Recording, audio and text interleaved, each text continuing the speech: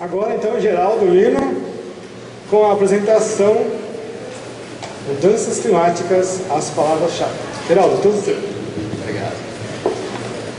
Boa noite a todos. É um prazer enorme voltar aqui. Quero agradecer ao Ricardo, basicamente, a equipe dele, pela oportunidade. E dizer que não é uma satisfação, um privilégio e uma responsabilidade muito grande de estar aqui essa noite. Bastante importante. Eu sou geólogo de formação, não sou cientista, embora tenha formação científica, sempre iniciei minhas palestras dizendo isso, enfatizando isso, mas eu tenho essa discussão sobre as mudanças climáticas, que eu comecei a travar desde que eu era consultor ambiental, há 20 anos atrás. Ela hoje me dá uma satisfação muito grande fazer parte dela, porque daqui a algumas poucas décadas, quando se for escrever a história da ciência nesse período, vai ficar registrado que a verdadeira ciência, a boa e velha ciência, neste momento e neste assunto, estava sendo defendida por alguns cientistas resolutos. Alguns deles estão aqui: o professor Molion, o professor Kenichiro Sugio, uma das maiores autoridades mundiais no estudo do período quaternário, esse período que nós estamos vivendo, e em grande medida um crescente exército de leigos intrometidos, entre os quais eu me incluo. Nós estamos vendo aqui palestras excelentes aqui do Mark, uma pessoa que não tem qualquer formação científica, fazendo esclarecimentos que raríssimas vezes eu vejo, e eu tenho acompanhado, há mais de 15 anos eu acompanho, faço palestras sobre isso, raríssimas vezes eu vi uma exposição tão lúcida, tão didática e tão ao ponto em relação a essas questões. E eu vou tentar aqui também dar um pouco da minha contribuição a esse respeito. Passa, por favor. Bom, começando, vamos definir essa questão. Como nós vimos aqui até agora, essa discussão sobre mudanças climáticas, como está sendo travada atualmente, ela não tem nada a ver com ciência, ou por outro, tem muito pouco a ver com ciência. Ela tem muito mais a ver, ou seja, com fatos científicos observados no mundo real. Em todas as minhas palestras, e eu ultimamente tenho ficado, confesso, mais agressivo em relação a isso, eu apresento sempre o seguinte desafio, que eu já repeti diante de climatologistas profissionais do Brasil e de Portugal. Eu desafio qualquer pessoa, cientista ou leigo, a me apresentar uma única evidência concreta que se permita afirmar que o homem tem alguma coisa a ver com a mudança climática dos últimos 150 anos, de modo a diferenciá-las das oscilações muito maiores e mais rápidas ocorridas ao longo do período quaternário e até mesmo dentro do período da época holocênica, dos últimos 12 mil anos que nós vivemos, como nós vimos em alguns gráficos aqui que o Mário e o Mark apresentaram. Até hoje, ninguém se apresentou para responder. Se alguém souber, por favor, eu tenho algumas palestras mais adiante, me elucide para eu não dizer besteira nas próximas. Mas esse processo, como o Mark começou a colocar aqui, ele tem a ver com esse alarmismo, essa histeria sobre mudanças climáticas ou aquecimento global, como queira. Ela está sendo motivada por um conjunto de interesses, uma combinação de interesses econômicos, políticos, midiáticos e acadêmicos, bastante restritos. Eu costumo dizer que grande parte desses interesses podem ser resumidos pela frase do imortal Garganta Profunda. Os mais velhos vão se lembrar dele, o delator do caso Watergate, que derrubou o presidente Nixon. Ele dizia: follow the money, sigam o dinheiro. Nós vimos aqui parte dessas pistas. Bom, então, em torno dessa histeria, criou-se uma falsa emergência mundial e se propõe para ela uma solução, entre aspas, de efeitos potencialmente catastróficos para toda a humanidade, que é a restrição do uso de combustíveis fósseis. Nós vimos ali, o Mário apresentou o gráfico, aquela bolacha dele, do consumo da geração mundial de energia e de eletricidade. São dados da Agência Internacional de Energia. Eu cito o mesmo gráfico que tem no meu livro, que tem o título autoexplicativo de A Fraude do Aquecimento Global. 80%, mais de 80% da energia primária mundial é gerada por combustíveis fósseis: petróleo, gás natural e carvão. 2/3 da eletricidade gerada no planeta é gerada por termoelétricas alimentadas a combustíveis fósseis. Não há substituto, não haverá, antes da segunda metade do século, ou seja, bem avançada a segunda metade, 2070, 2080, não haverá substitutos viáveis em grande escala para os combustíveis fósseis. Ponto pacífico. Isso é ponto pacífico. Acreditar em energias alternativas como substitutos de combustíveis fósseis é delírio ou desconhecimento dos fatos.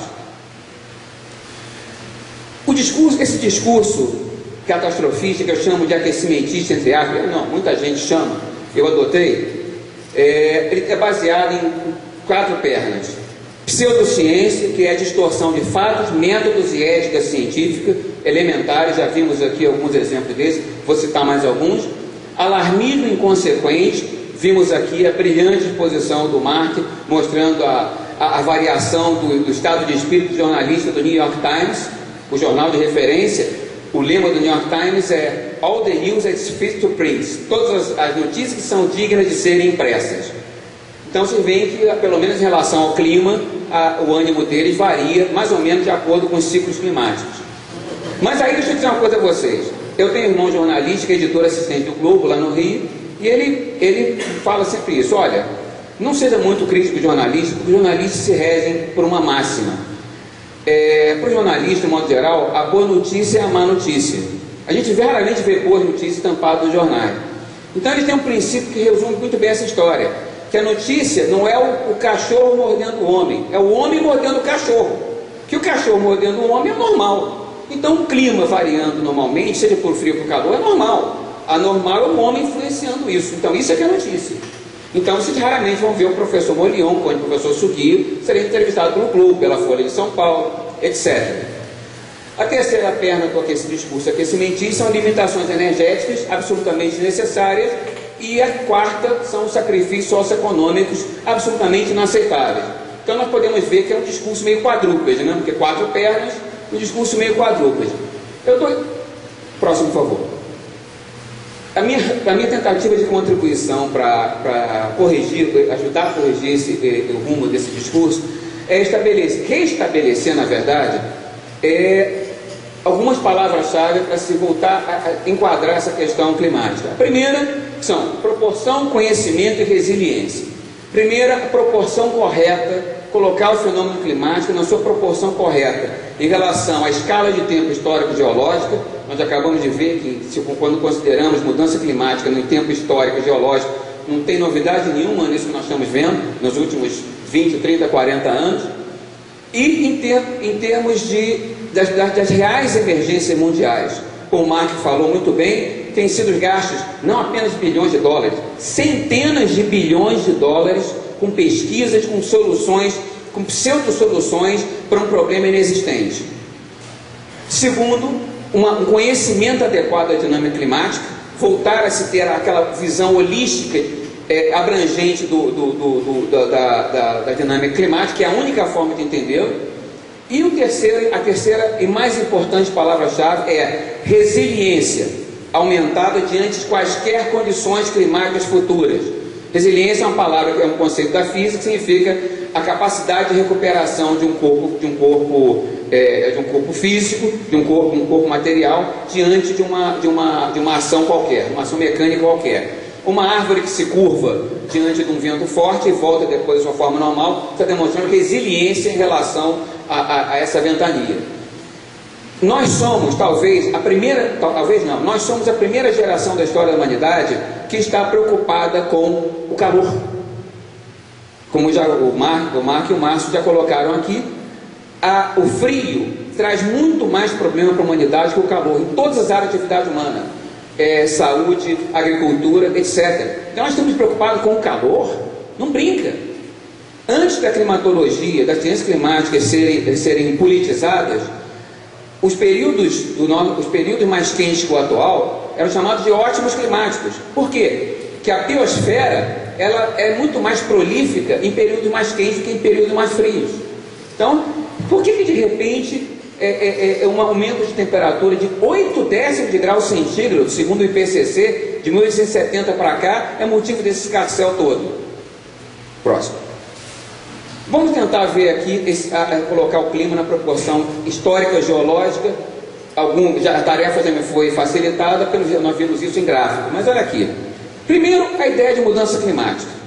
Mudança é o estado natural do clima. O clima está sempre em mudança. Mudança climática é quase um pleonasmo. Não existe clima estático. O clima está sempre em mudança. Nós acabamos de ver isso em escala de centenas de milhares de anos ou de milhões de anos. Não vai ser na nossa escala de tempo humana, que vai dos últimos 570 milhões de anos, chamado pelo geólogo Eon Fanerozoico, o Márcio mostrou, naquele gráfico dele que combina a temperatura com CO2, as temperaturas foram mais altas das atuais. No nosso período quaternário, os últimos 2,5 bilhões de anos, 90% deles se passaram em condições glaciais. Condições glaciais significa uma temperatura média da Terra de 8 graus abaixo do que é hoje. Todo mundo viu aquele filminho de Hollywood, O Dia Depois de Amanhã? É aquilo ali uma era glacial. Imagina a temperatura média do planeta, 8 graus abaixo do que é hoje. Sendo que não existe agricultura, não se conhece agricultura em períodos glaciais. A agricultura é um produto do nosso interglacial. O Holoceno começou há 12 mil anos atrás. Toda a civilização humana tem existido dentro desse Holoceno. Então nós devemos dar graças a Deus que nós estamos no período interglacial.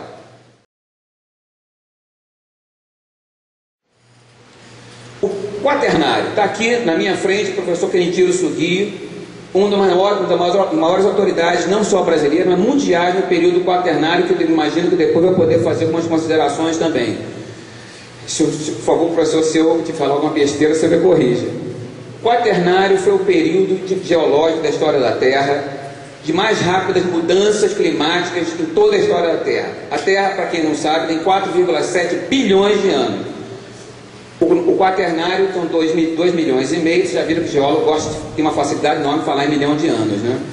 Mas o gênero Homo, ou seja, nós, existimos dentro do quaternário. Então, essas mudanças drásticas do quaternário, bruscas e muito rápidas, são a condição climática que a humanidade, o gênero Homo, tem enfrentado desde sempre. Então não tem novidade nenhuma disso para nós. O Homo sapiens sapiens, a nossa espécie, surgiu no meio do penúltimo período glacial, uns 150, 180 mil anos atrás. Então nós estamos mais que acostumados, carecas de estar habituados com mudanças climáticas. E vejam, o Homo sapiens sapiens apareceu no meio do período glacial, condições muito mais drásticas do que hoje. E nós brasileiros não temos noção do que é frio para valer. Acho que alguém falou aqui, a maioria das pessoas não tem noção da temperatura média. Quando se fala em média, é um negócio meio complicado, mas a temperatura média da Terra são 16 graus centígrados. Nós brasileiros temos uma certa dificuldade de acreditar nisso, mas essa é a temperatura média da Terra. A temperatura média de um período glacial é 8 a menos, ou seja, 16 menos 8 dá mais ou menos 8. Essa é a média da Terra inteira. O hemisfério sul é um pouco poupado do frio, mas não da seca, porque num período glacial a água vai toda para o gelo. Fica naquelas massas de gelo de 4 km de espessura que ocupam boa parte do hemisfério norte, até mais ou menos o paralelo 40 graus norte, que é mais ou menos a latitude de Nova York. Todo mundo lembra do filme, aquela cena final do filme, aquilo ali é uma era glacial. Imagina as mudanças geopolíticas e geoeconômicas, socioeconômicas e do impacto de uma era glacial. E nós não sabemos quando a próxima virá. Pode vir daqui a 50, daqui a 100, 200 anos, mas que virá, virá. Nos últimos 800 mil anos, a Terra passou por 8 períodos glaciais, o Mário mostrou, que duraram, o Marco também, duraram cerca de 90 mil anos, separado períodos interglaciais mais quentes, mais ou menos 10 a 11 mil anos de duração. O nosso já começou a 12 mil, ou seja, já estamos mais ou menos devendo, já estamos na conta aí do lucro, na prorrogação, estamos na prorrogação. Próximo.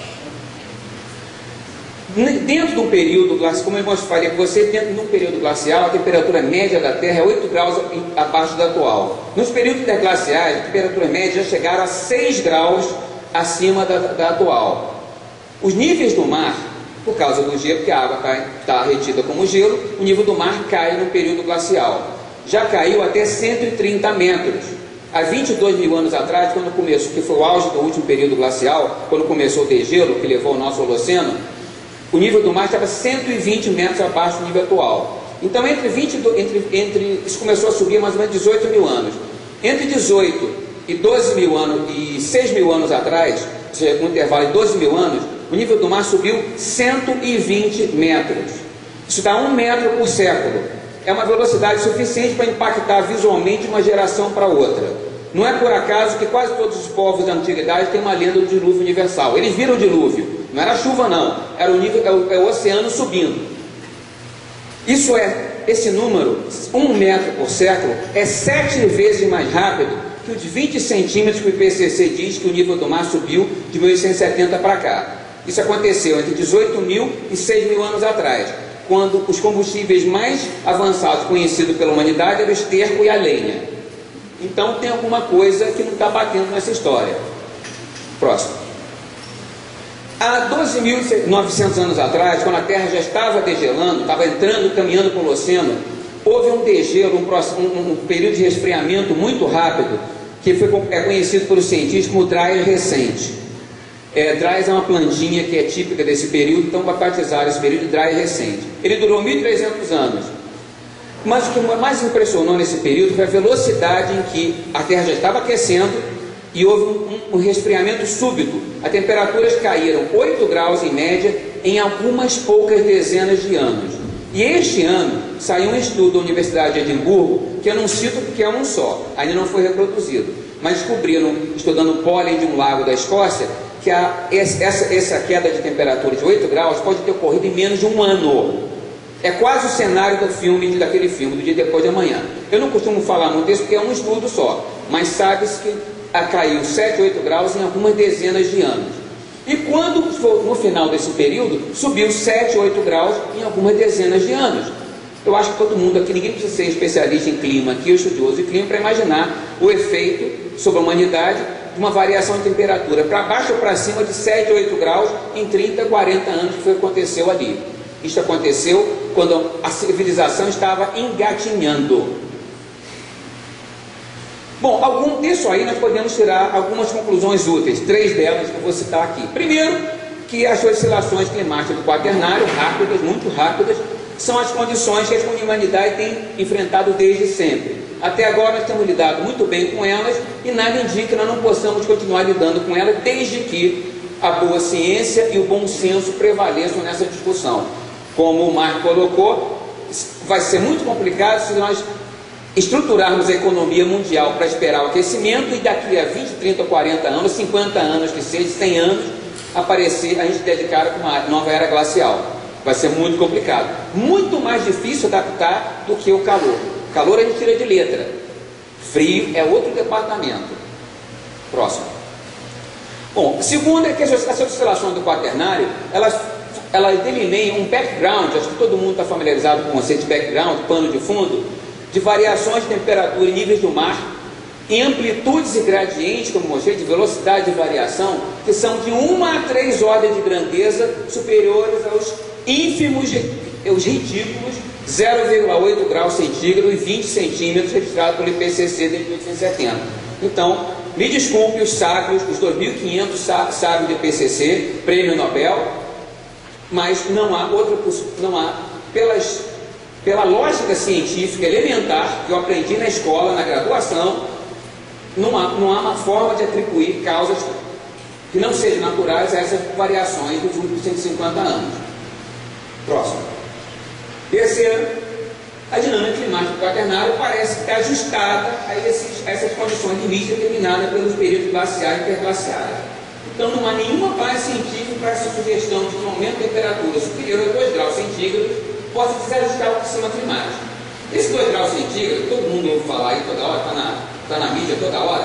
Temos que, o professor Moreira vai falar disso daqui a pouco, é um número mágico que surgiu de repente, que não se pode, até o Lula falou isso agora lá em Nagoya, há 3 semanas atrás, não temos que fazer tudo para impedir que a temperatura ultrapasse 2 graus de aumento.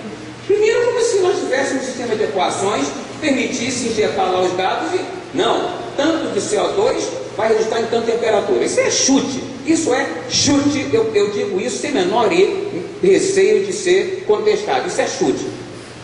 E segundo, que esse número mágico de 2 graus centígrados é político, é um número político. No início de janeiro agora, o inventor desse número deu uma entrevista, é um físico alemão, chama-se Dr. Hans-Joachim Schellnhuber. Ele é diretor do Instituto de Pesquisa Climática de Potsdam, que é um dos principais centros de pesquisa climáticos europeus, e também é o assessor científico-chefe da chanceler alemã Angela Merkel. Ele, em janeiro desse ano, ele deu uma entrevista à revista Der Spiegel, então ele admite: eu inventei esse número. Como? Depois o professor Morion vai explicar como é que ele fez isso cientificamente. Mas ele disse o seguinte: os políticos estavam pressionando com um número que fosse de entendimento fácil para todo mundo. Aí eu fui lá olhar o registro dos interglaciais e vi que a maior temperatura que tinha sido atingida era 2 graus centígrados. Então vamos jogar acima da atual. Então vamos jogar pela segurança. Se ele disse que viu isso, eu não acredito. Porque qualquer livro, qualquer estudo básico dos interglaciais mostra que a temperatura foi muito mais alta que 2 graus centígrados acima das atuais.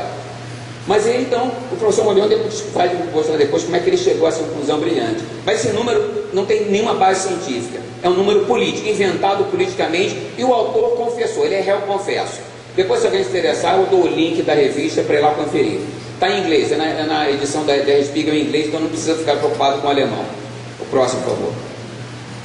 Bom, para não ficar só no gogó, está aqui um gráfico também que mostra os últimos 5 interglaciais e os últimos 4 períodos glaciais registrados no perfil de gelo que o Mark mencionou aqui, que é extraído da base científica de Vostok, na Antártica, da Rússia. Esse perfil de gelo, eles perfuraram 3.200 metros de profundidade de gelo, até chegar o substrato rochoso, que a Antártica é um continente. O gelo da Antártica é mais ou menos 2 a 3 quilômetros de espessura. Então vocês podem ver que todos os períodos interglaciais que precederam o nosso Holoceno foram mais quentes que os atuais. O próximo. Aqui é a mesma coisa na Groenlândia, pode observar o mesmo fenômeno, mas aqui mais recente, de 15 mil anos para cá. Observem aqui, eu esqueci de pedir o laser, mas observem aqui as variações de temperatura muito rápidas aqui no período chamado Dry recente. Caiu muito depressa e subiu muito depressa. Ali na linha pontilhada, linha tracejada, temos a temperatura média atual, e observe que a maior parte do Holoceno, aqui de 10 mil anos para cá, a maior parte dela nós tivemos temperatura mais altas que a atual. Então não tem novidade nenhuma nisso, absolutamente nenhuma. Nível do mar, estão preocupados com o nível do mar, olha o que eu falei aqui. Esse gráfico tem 52 anos, ele foi elaborado em 1958 por um geólogo australiano chamado Joseph Fairbrother, e de lá para cá ele só foi corrigido para baixo, ele só chega até 110 metros abaixo do nível atual do mar, mas já se sabe que chegava a 120. Observe o que eu falei aqui, de 18 e 12 mil e 6 mil anos atrás, como é que o nível do mar subiu 120 metros. E lá em cima, aqui há mais ou menos 6 mil anos atrás, o nível do mar era 3 metros acima do atual. A costa brasileira toda tem evidência que mostra que há 5, 6 mil anos atrás, o nível do mar estava 3 a 4 metros acima do nível atual. Então ninguém precisa ficar preocupado com esses 20 centímetros de elevação de 1870 para cá. Bom, vamos falar agora de emergências mundiais reais. Estamos gastando centenas de bilhões de dólares, como o Mark mencionou, com preocupação com um fenômeno natural. Agora, querem falar de emergência global? Então vamos falar sério. O maior problema ambiental deste planeta não tem nada a ver com aquecimento global, mudança climática, desmatamento, nada disso. São as deficiências da infraestrutura de saneamento básico, que principalmente nos países subdesenvolvidos. Segundo a OMS, as doenças transmitidas pela água matam 2,3 milhões de crianças por ano. Isso dá uma morte a cada 16 segundos. Isso para mim é uma emergência mundial. Segundo a FAO, a fome e suas consequências matam 16 mil crianças por dia. É uma morte a cada 7 segundos. Isso é uma emergência mundial. Em grande parte da África, da Ásia, da América Latina e do Caribe, as principais fontes de energia são ainda lenha e esterco, os combustíveis mais primitivos conhecidos pelo homem. Nós vimos o gráfico do Mário, aquela imagem composta da NASA, dos satélites da NASA à noite, aquela imagem do mundo, o mundo à noite. a África é literalmente negra, assim como grande parte da Ásia e da América Latina. Isto, gente, isso é uma emergência mundial. 2,5 bilhões de pessoas neste planeta não têm acesso à eletricidade. Não podem estar discutindo aquecimento global como nós estamos fazendo aqui nesta sala. Isto, para mim, é uma emergência mundial. Que podiam se beneficiar de uma fração dessas centenas de bilhões de dólares que estão sendo gastas com essa idiotice do aquecimento global antropogênico. Bom, segunda palavra-chave dessa lista, das nossas três, é o conhecimento adequado da dinâmica climática. Nós temos alguns requisitos para isso, que é, primeiro, resgatar a ciência climática desses vícios éticos, metodológicos e epistemológicos que foram introduzidos por essa discussão distorcida do aquecimentismo. Só que, primeira delas é a imposição de uma teoria sem evidências concretas. Eu repito aqui, não existe evidência científica que comprovem a teoria do aquecimento global antropogênico. Por evidências científicas, entenda-se dados observados no mundo físico. Projeção de modelo de computador não é evidência, é projeção de modelo matemático. Isso tem que estar comprovado por dados. A metodologia científica, o método científico, ele depende de uma convergência permanente de evidências e hipóteses. Se uma não concorda com a outra, uma das duas está errada. Segundo, a distorção desse conceito de consenso e ceticismo. Primeira ideia de consenso. Consenso é um conceito que não faz sentido em ciência. Ciência não é atividade democrática, que essa assembleia está reunida. Quem concorda com o aquecimento global antropogênico, levanta o braço. Ainda que quase todos levantassem, menos um, isso não significava que a teoria estivesse correta. Não é assim que a ciência funciona. E a melhor evidência que eu conheço, o melhor exemplo disso, foi uma resposta que Einstein deu em 1931, quando já tinha fugido da Alemanha por causa da ascensão do nazismo. O partido nazista, eles recrutaram 100 cientistas que tinham ficado na Alemanha para refutar a teoria da relatividade de Einstein, porque ela não se enquadrava nos cânones da ciência ariana. Então produziram um livreto chamado 100 autores contra Einstein. Quando Einstein tomou conhecimento disso, a resposta dele passou para a história. Ele disse o seguinte: 100? Para que tudo isso? Se eu tivesse errado, bastava um só. Então é isso. É exatamente isso. Não adianta ter 100 contra 1. Se o 1 está certo, se a teoria do 1 é comprovada pelos fatos, sinto muito pelos outros 100. A teoria do aquecimento global antropogênico é isso. E esse consenso, primeiro, que não faz sentido, e segundo, que nós estamos vendo que não é bem assim. E essa aqui é a melhor de todas, essa é a ideia dos céticos. Eu tenho uma bronca deste negócio, que vai ser figadal. Primeiro pelo seguinte, que a palavra cético, ela foi mal apropriada pelos aquecimentistas para rotular os críticos do aquecimento global, como vocês viram na reportagem do Cláudio Ângelo, que aliás outro dia tentou dar aula de climatologia para o Molion. Ele pode até contar essa história para vocês depois. Não, é sério. Gente, sério, todo cientista que se preza, digno do nome, com C maiúsculo, tem que ser um cético permanente. Porque não existe teoria acabada em ciência. A ciência está sempre evoluindo. Então todo cientista que se preza, ele está aberto a rever suas próprias hipóteses, ainda que ele tenha feito uma carreira científica sobre ela. Eu sei que é difícil pra caramba, nós somos humanos, quer dizer, eu não sou cientista, mas os cientistas são humanos. Mas o cientista tem que ser permanentemente cético. Então chamar um cientista de cético é pleonasmo, é redundante, porque todo cientista que se preza tem que ser cético, e não apenas os críticos do aquecimento global antropogênico. E o terceiro item é a ênfase, do reducionismo. Reducionismo, que são esses modelos climáticos atuais. Não sei se todo mundo está familiarizado com como funciona o modelo climático. Ele, grosso modo, ele divide a atmosfera em caixas de ar de algumas centenas de milhares, centenas de quilômetros de comprimento, alguma dezena de largura, uma dezena de altura. E então vai analisando os fluxos de energia dentro dessas caixas, o impacto desse fluxo de energia dentro de parâmetros climáticos, e depois tenta integrar essas caixas para o mundo inteiro.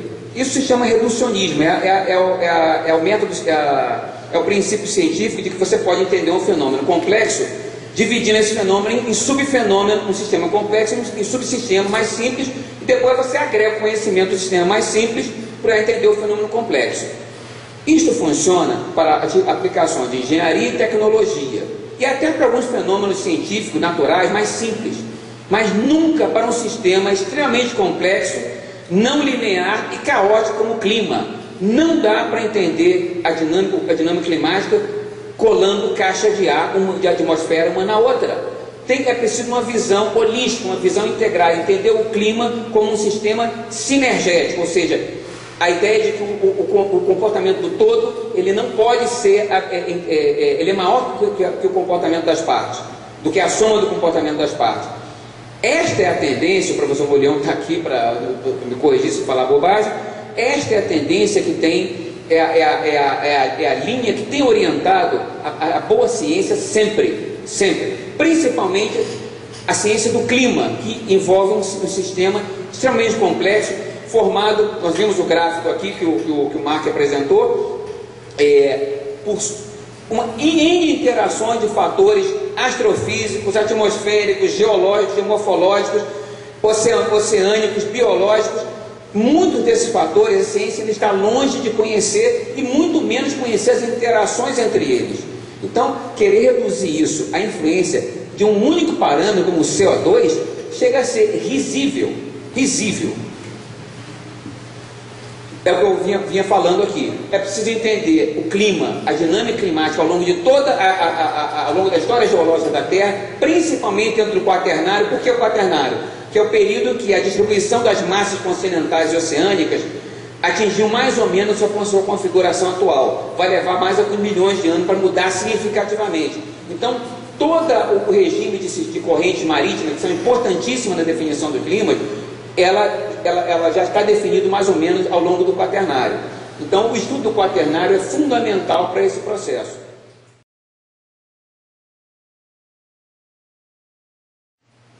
Bom, eu já estou terminando já. Isso aqui, eu vou ler aqui rapidamente, porque isso aqui é a visão de uma outra época. Os mais velhos aqui têm conhecimento do que foi o Ano Geofísico Internacional, 1957-58. Foi apenas a maior empreitada científica da história da humanidade em todos os tempos.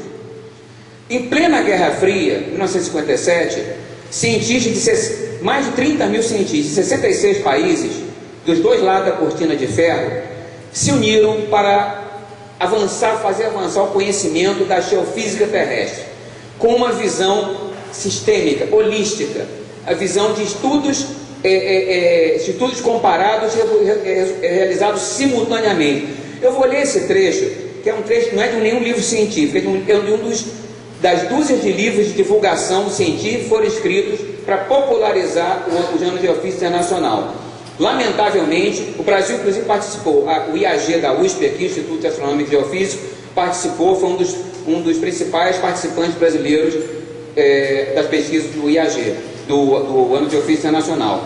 Lamentavelmente, isso é uma demonstração lamentável do estado da ciência atual. O cinquentenário dessa empreitada, que foi, repito, foi a maior empresa científica da história da humanidade até hoje, há 13 anos atrás, passou virtualmente despercebido da mídia e da ciência. Foi muito pouco comentado. No entanto, nós vamos... Bom, deixa eu continuar aqui. Eu vou ler esse trecho aqui para vocês. Repito, um livro de divulgação. A Terra inteira e o laboratório do Sistema Solar são necessários para um estudo abrangente do tempo, do ar, dos oceanos e do gelo da Terra. A atmosfera superior ou ionosfera, a Terra sólida, a energia que chega à Terra do espaço e o Sol, a principal fonte de energia. Estes fenômenos são muito estreitamente interrelacionados para serem estudados separadamente.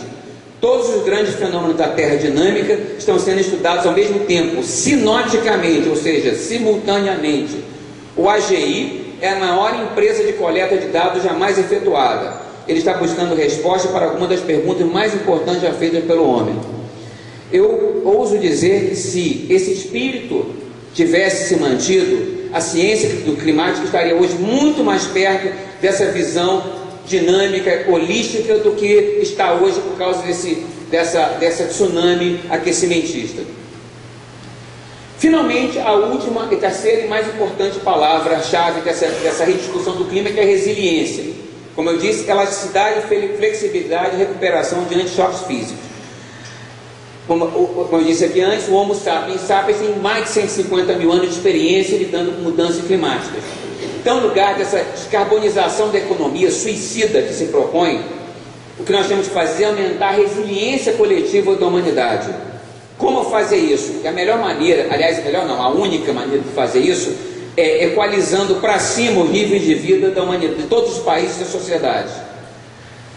Com redundância de fontes alimentícias, o mundo hoje está extremamente vulnerável em termos alimentícios, porque o abastecimento alimentício hoje está extremamente dependente de uma dúzia de países grandes produtores agrícolas, como Brasil, Argentina, Canadá, Austrália, todos extremamente vulneráveis a mudanças climáticas.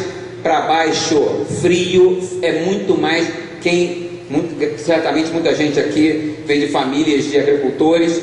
Todo mundo sabe que o frio causa muito mais problema para a agricultura do que o calor. Planta gosta de calor e de CO2, mas não gosta muito de frio. Resiliência significa redundância de infraestrutura física, armazenamento de alimentos, energia, transporte, comunicações, etc. Um exemplo recente disso foi os transtornos causados pela erupção daquele vulcãozinho islandês há meses atrás, que paralisou o tráfego aéreo na Europa durante 10 dias. Resiliência significa a Europa não ficou parada, porque tinha uma rede de transporte terrestre altamente eficiente. Outros continentes não têm aquela facilidade. Vide a Indonésia agora que está penando com outro vulcão. E aquela erupção nem foi das maiores. A escala de intensidade de erupção vulcânica vai de 1 a 8 e é logarítmico. Aquele vulcãozinho de nome impronunciável não chegou a 4. Então você pode imaginar uma de 6 ou 7. Bom, já estou terminando. Isso aqui eu não queria deixar, eu não queria encerrar sem dizer que eu sou um otimista, né? Além de geólogo brasileiro, geólogo otimista porque a gente mede 80 bilhões de anos. Eu sou torcedor do Botafogo. Então, já viram que eu sou um otimista inato, né? Mas o meu otimismo costuma ser mais ou menos fundamentado. Toda essa campanha que tem feito, essa contra-ofensiva contra esse alarmismo climático, eu acho que ela está surtindo efeitos. Este evento aqui hoje, que é o primeiro no Brasil, o primeiro evento, digamos assim, de maior escala. Eu sei que o Mark fez um ali, mas foi mais restrito, teve menos palestrantes.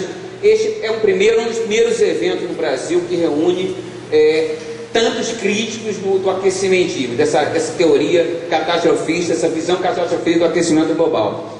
Mas eu diria o seguinte, e isso não é especulação, isso é base em observação dos fatos, que eu acompanho isso diariamente. A bucha do balão aquecimentista já apagou. O impulso máximo já passou, agora está refluindo. O que estão fazendo agora é soprar de baixo para cima para se manter o balão no ar, que tem muitos interesses, principalmente desses aqui em jogo. O mercado de crédito de carbono na Europa é avaliado em 130 bilhões de dólares por ano. Mas a opinião pública está começando a se cansar disso e começando a questionar esse catastrofismo. Isso aqui é uma pesquisa recentíssima, que ainda está no site da revista Scientific American, que é uma das principais promotoras da visão catastrofista, mas eles tiveram, eu não sei o que aconteceu, eles fizeram a pesquisa online, que teve mais ou menos 7 mil pessoas que responderam, e observe a resposta. Quase 78% das pessoas que responderam afirmaram que a mudança climática tem causas naturais. Quase 70% afirmaram que somos impotentes para deter as mudanças climáticas. E pouco mais de 25% afirmaram que devemos mudar para fontes energéticas livres de carbono.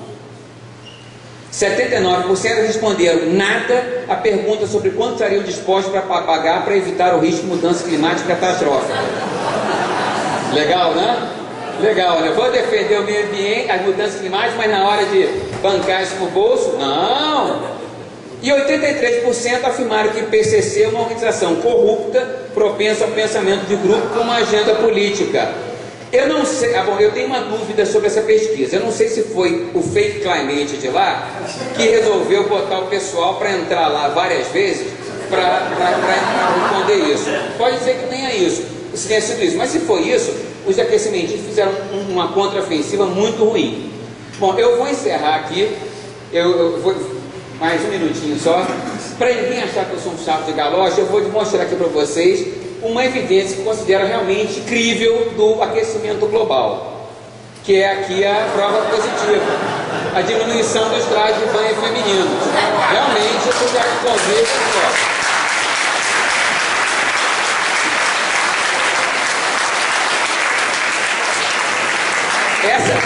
essa não falha nunca. Nem sempre, olha, nem sempre, essa eu sempre guardo por último, a minha arma secreta, que nem sempre eu tenho uma plateia que está mais ou menos favorável ao que eu estou dizendo. Tenho enfrentado às vezes plateias hostis, mas quando eu mostro isso daqui, cai todo mundo na gargalhada e quebra o gelo e pronto. Aí o pessoal já fica meio sem jeito de fazer perguntas assim, agressivas e tal. Então essa aqui é minha arma secreta. Então se alguém vem para cá com intenção hostil para cima de mim, eu acho que já consegui quebrar o gelo um pouco. Bom, eu agradeço mais uma vez a oportunidade aqui. Tem alguns exemplos, deixa eu fazer uma propagandazinha aqui, eu trouxe alguns exemplares do meu livro. Depois nós vamos ter uma oportunidade aqui, de um intervalo aqui. Se alguém se interessar, é só falar comigo depois. Obrigado.